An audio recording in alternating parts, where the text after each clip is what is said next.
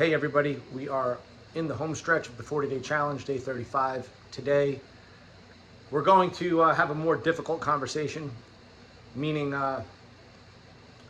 this one is closer to home, quite literally. So far we've talked about really kind of like the elephant in the room, the most obvious thing with insulin resistance, being if you eat enough sugar and highly refined carbs over time, insulin resistance in most people is almost inevitable. It's not always the case, right? So if a person moves enough, if they're genetically blessed, there are factors, there's anomalies out there. But speaking of genetics, this is what I want to discuss. And this is a harder conversation, and I said it, hits close to home quite literally for a reason. And I'm bringing this up because in order for us to reverse this stuff, in order for society to become healthier, then we, as this generation of parents that I've been very critical of, we have to understand certain things. And one of the things that we have to understand is the power of epigenetics and what happens to children when they're younger. So this is well researched, and in fact in my book, Chasing 22, I talk about this quite a bit in different aspects. So what I'm going to talk about here in insulin resistance is a well-founded theory, but we see it in many, many, many other things throughout history, what I'm about to describe. And that is, for example, when the baby is in the mother's womb, well, what happens if the mother drinks alcohol?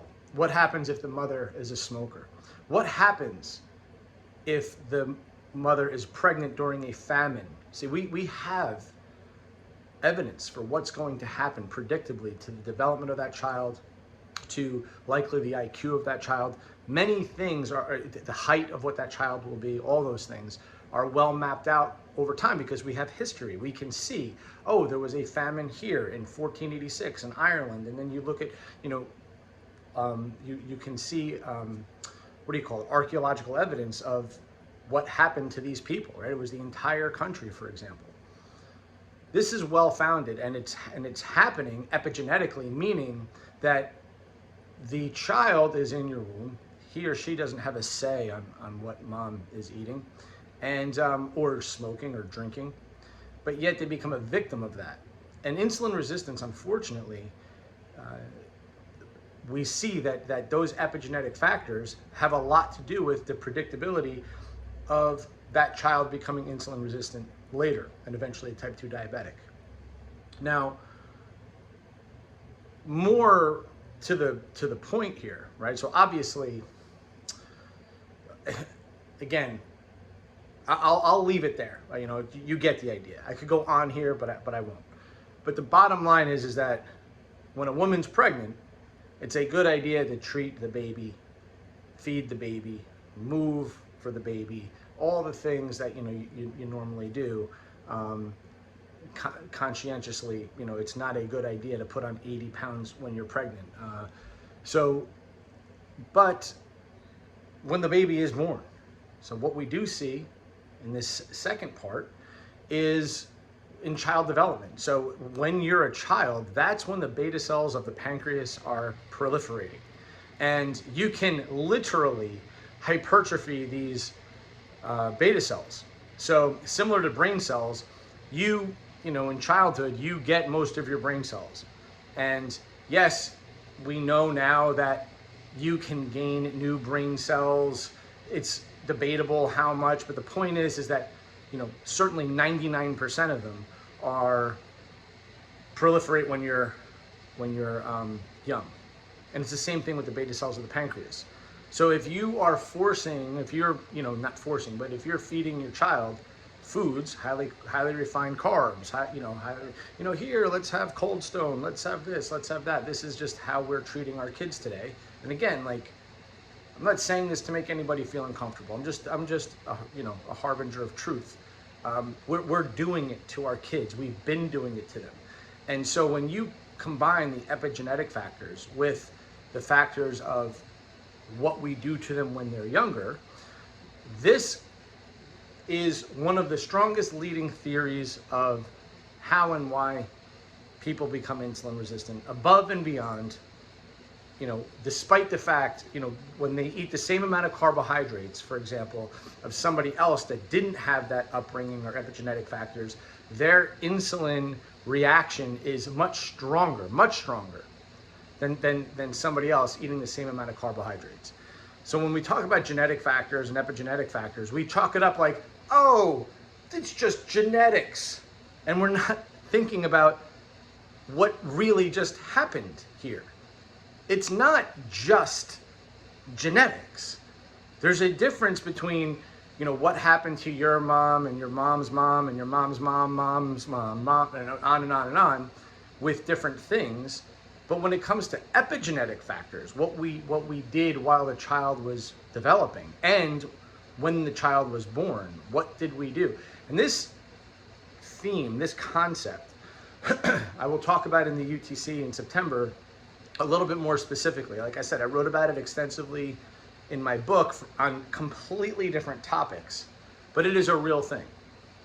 So I say this because the predisposal of insulin resistance and why some of you may find it difficult to reverse it, and some of you do, but it will be this generation that you will see is, that's why we're seeing the rise of type 2 diabetes.